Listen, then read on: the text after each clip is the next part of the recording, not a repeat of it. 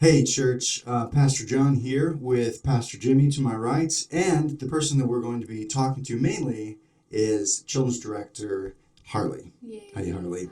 Hi. We thought this would be a good opportunity to really get to know Harley for those of you that maybe just haven't had a chance in the hallways to see who she is. We want to cover things like her testimony, the children's ministry, why she does it, and the purpose of changing curriculums and really the benefits that may come, hopefully come from this new curriculum. So to get started, Harley, who are you? I'm Harley. Hi, Harley. Give us your testimony. Oh gosh. Okay. Well, I grew up in a Christian household for the majority of my childhood, and then had a really great few years of rebellion, and then came to find the Lord in July of 2012. So I was 15. And I don't know, there's your 10 seconds of Harley's testimony. Perfect. People can follow up with questions. I heard you 10 seconds. Would you give me 20 in the hallway? I don't know. Andrew and I got married in 2015. Hopefully that is right, because he will come at me for that. We've got 3 kiddos, and I don't know. People say that I'm overly blunt. That's a good part of it. Overly blunt. You got saved at 15. Can you talk about a little bit of that growth from there to now? Like, just in a nutshell. Like, what were some things that were good for you? You get married, and like we see you and Andrew and the kids, like we see a mature family and at a young age. So how did you get there? That was really just the Lord. I don't think that I've got anything, honestly, to do with that. I used to think of myself as a pretty mature person, and I was not that. Yeah. But I ended up moving out of my home at 17. So I think that forced a lot of maturity to come my way. I had to learn how to do things pretty quickly. And yeah, I had to rely on the Lord throughout that entire thing, the whole time. I had Andrew around at that point, but it was not like we were just dating still. So it was really just me and God for a good while. Sure. Yeah. So why children's ministry? Actually, so the day that I even learned that Lisa was stepping down from this, Tressa, I was down here in the Awana closet, and Tressa came up and she was like, "So, are you going to take over the children's wing?" And I'm like, "What are you talking about?" She's like, "Lisa's stepping down. She decided that she needs a break." And I'm like, "Oh, no, I will not be doing that." And she's like, "Oh," I pretty much laughed at her for even thinking that I was a possibility in this. And I called Andrew, was telling him about it, and I was like, "You would never believe what Tressa thought to ask me." And he was like, "What is it?" And I told him, and he was like, "I think that you would be great at that." I'm like, "Why is this something that you are not on my side about?" So I told him that on my way home that day, and after getting off the phone with him, I was just praying about it. I was like, "Lord, he thinks that this is a good idea. Tressa thinks that this is a good idea. If this is something that you want me to do, please change my heart." Because I love your kids now. Kids were not something that I was super passionate about.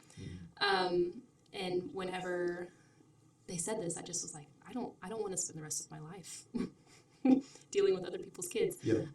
But he changed my heart, and that evening I came back for Awana, and I think Jimmy asked me if I was going to take over. I think I had another person ask, and I was like, okay, so this is obviously something I need to be considering strongly.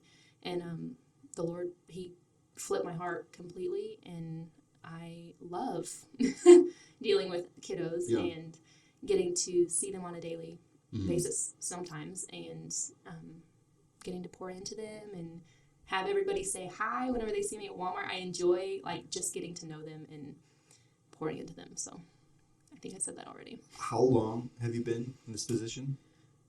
I think this is almost 2 years. Almost 2 This is years? Yeah. Okay, and if we see you out at Walmart or Society, we can approach you. I and may say hi. not see you right off the bat because I'm usually like this whenever I go into Walmart. But yes, Pretty focused. go for it. Yeah. Yeah. So we were in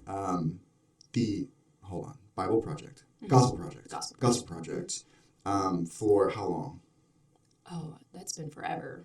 Yeah. I think it was that way when I was little. So like I was getting rid of some curriculum that was like from the 90s. Is that right? Yeah. Okay. So I think that it's pretty much what we've used. So what was the reason for, what are we doing now? So we're doing Grow with stuff you can use. There's nothing wrong with Gospel Project, at all.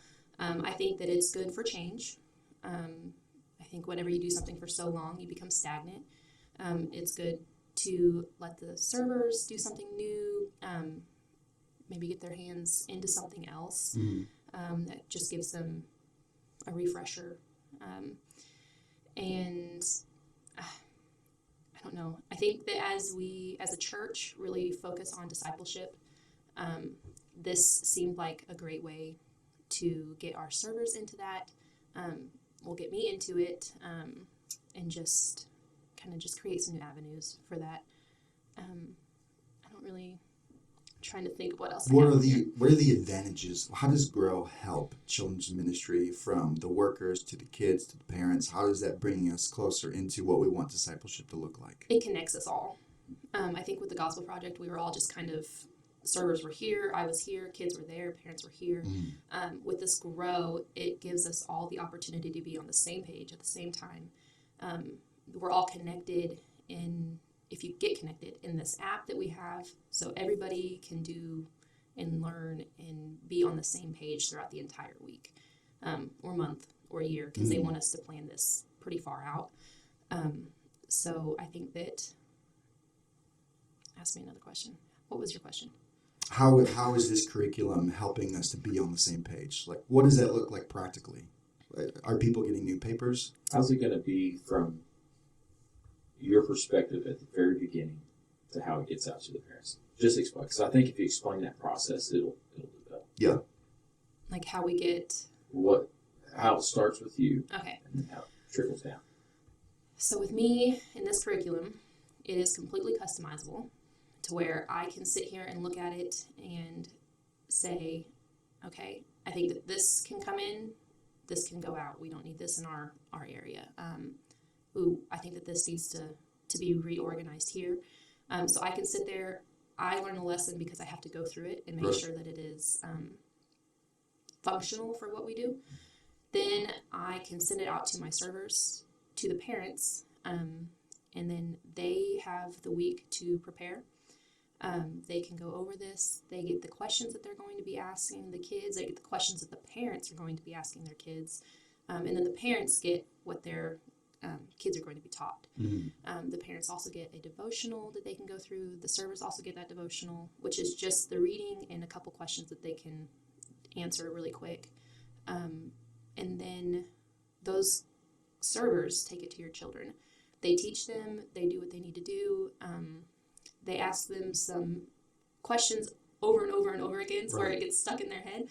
And then they give these parents questions that they can then take home and ask their kids, like on the way home from church, instead of, hey, what did you learn today? It's more in-depth conversation. Who was your teacher? I don't know. This lady. You said before that, like, Carter's on her way home. Yeah. And you know what's being taught. And you ask, like, but then as soon as you start to initiate that conversation of asking questions, like, oh yeah, then they could just go on and on. Yeah. Because I asked my boy the same thing, like, hey, what'd you learn today? He's like, well, we learned about, what was his name again? Yeah. And so I think this is a great thing that you could, the parents could know ahead. They could be prepping their kids so the kids have all the answers. Like, we got some of those kids in youth that, it's nice to have those kids that have all the answers. It starts conversation, and it lets them know, hey, it's okay to actually sit here and answer these questions, and I don't have to feel scared to do it, number one. But I think it's fun whenever they come back and they can say, answers to questions. Andrew, Whenever he does his fifth Sunday, he's always really good about making sure that they remember what they have been taught. And even before this growth, because he has not had the chance to teach it yet, he would go in and he'd be like, okay, what did we learn about today? And they'd say it, or he'd get some questions and be like, he'd ask them over and over, and they would be able to spit it out. And even before like they could leave the gym, he'd be like, so who was this? Right. So I think that it's just really cool. I think it's going to be a lot of fun. And it just, they get to have the same memory verse throughout the entire month. So I think that that's going to be really neat for these kids to be able to come back and be like, oh, I remember this and these lessons that tied into what this verse was. Right. I don't know. That's helped us a lot because Laura's really good about it, and I will think, oh yeah, what's that verse? It's the same verse every single week. Mm-hmm. And Laura will just say, okay, what's the memory verse? And well, we can do all this through Christ who strengthens us. And what's the reference? Philippians 4:13. Like they're automatically just reciting it in a rhythm that's song-like without us even trying to get them into that. But they're like yelling it. Yeah. Like, hey guys, neighbors don't need to hear us. Well, maybe they should. I don't know. Well, we're on week 2, so we're going into week 3. But last week I was in the pre-K whenever they were learning this verse, and Lynette on week 1 was doing these moves, and as Bailey Pace was saying the verse again, you could see some of them were doing the moves already, and I was just like, oh, this is so great. Like Lynette made these moves up, so Bailey had no idea what she was doing, but or what they were doing, but they were doing it already. So I think it's neat, and it's going to really help to just have that constant boom boom boom. Let's do the same thing.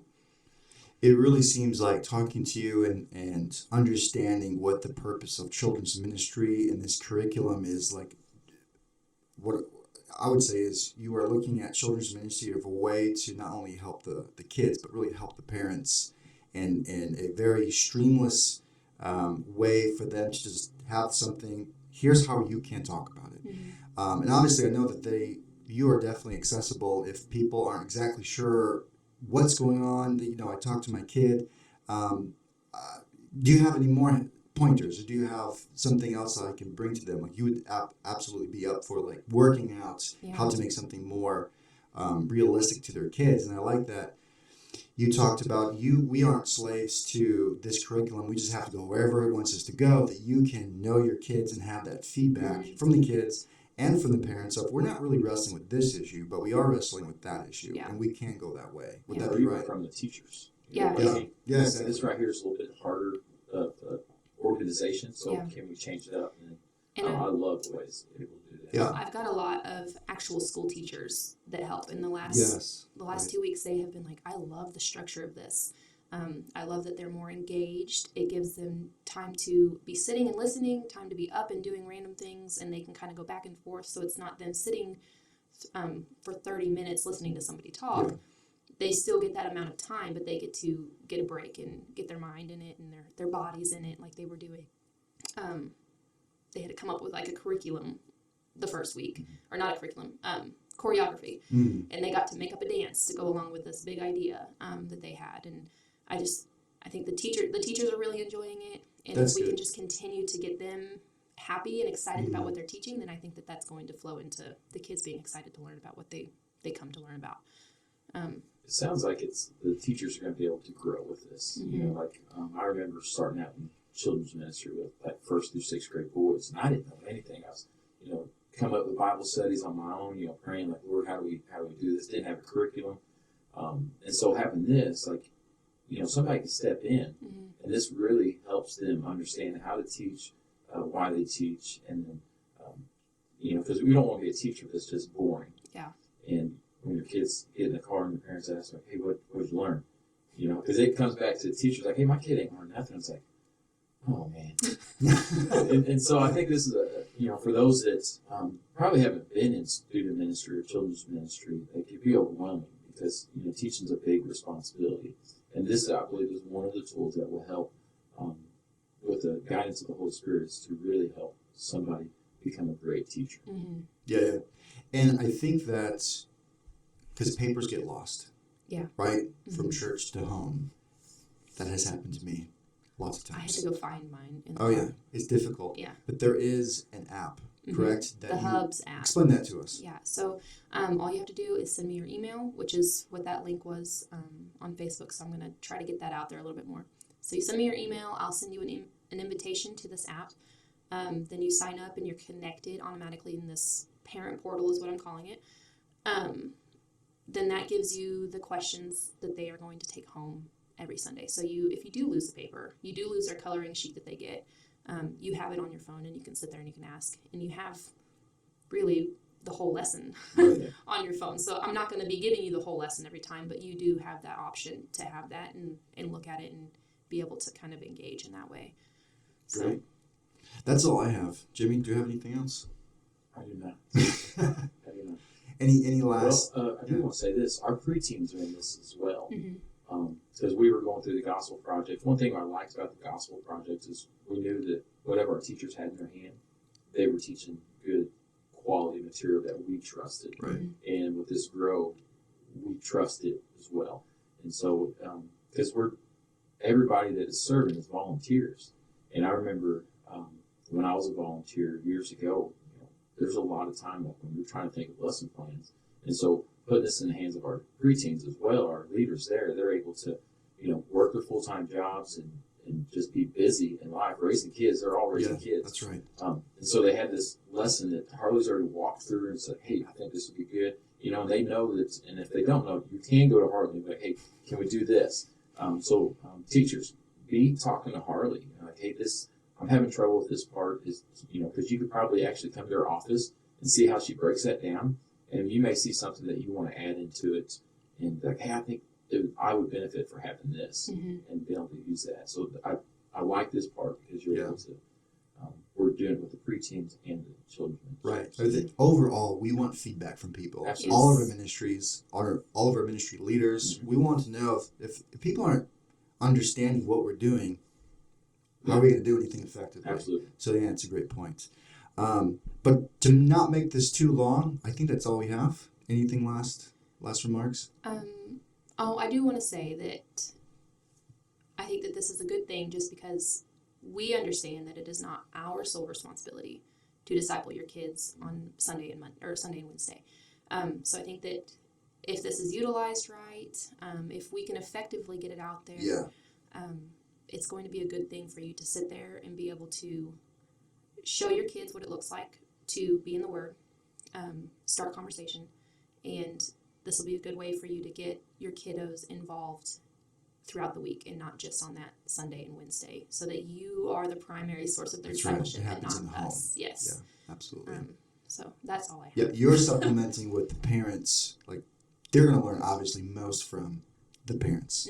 Example, living out day by day. And they go to church, and we have community with the church. But then what happens every other minute, that's going to have a lot more impact a lot of the time, for the good and for the negative, depending. So, Harley, appreciate you taking the time. I hope this helped. Again, if anyone has more questions, go to Harley. She's willing, ready, available. She would love just to have this organic, not just top down, no one ask any questions. Yeah. We want these conversations to happen. So appreciate it, Harley.